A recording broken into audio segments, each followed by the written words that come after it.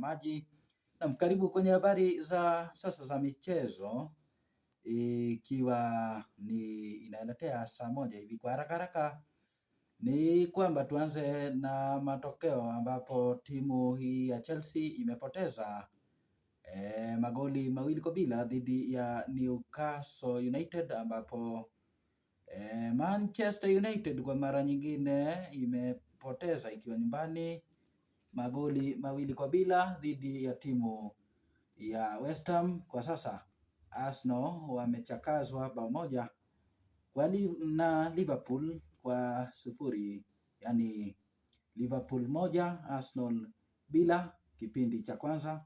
Mechi hiyo inaendelea na nitaka nikikujuza vile mambo inaendelea. Tukisonga mbele ni kwamba shirikisho la kandanda humu nchini Kenya limesema linaweka utaratibu wa mafunzo wa vile mchezo wa soka utakuwa unachezwa. Hii ni baada ya mashabiki wa timu ya Gor Mahia kuzozana mashabiki wa timu ya Shabana. Mechi hiyo ambayo ilichezwa Jumapili iliyopita imeibiwa hisia mzito, ambapo Gor Mahia ilishinda Shabana bao moja bila jibu. Kutokana na kipigo hicho, mashabiki wa Shabana na mashabiki wa timu zingine wameweza kuelekezwa kwamba soka ni mpira wa kandanda,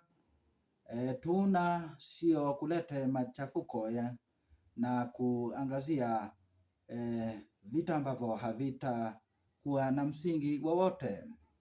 Hata hivyo, KPL imesema ya kwamba inaweka mafunzo wa kufunza waamuzi vile watakavyo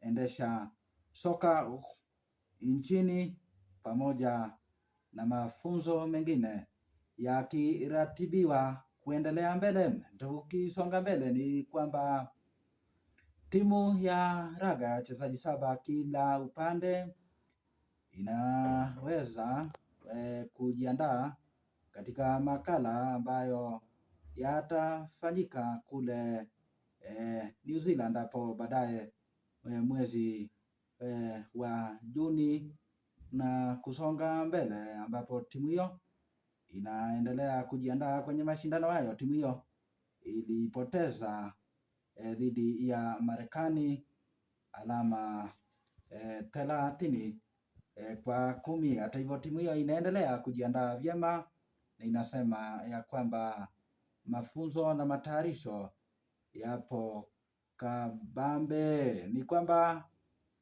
leo kulikuwa na El Clasico na ninatumai kwamba El Clasico hiyo inaelekea kukamilika, lakini Barcelona walikuwa wanaongoza magoli 4-2. Nitakaa nikifuatilia matokeo hayo nami nikiyapata nitaweza kukuletea moja kwa moja. Kumbuka Barcelona walikuwa wanaongoza magoli 4-2. Naam, ni hayo tu mpenzi mtazamaji kwa sasa. Kumbuka nilisema nikipata nafasi ndivyo nitakuwa ninaweka mitandaoni hivi vitu, mtazamaji wangu. Mashabiki wangu wa Facebook na Twitter na Instagram nitaweza kuwafanyia jambo pia, msiwe na baridi yoyote ile na msiwe na kiwewe. Nitaweza kufanya kitu ambacho kitawafurahisha. Mpenzi mtazamaji, endelea kunifuatilia kwenye mitandao yangu.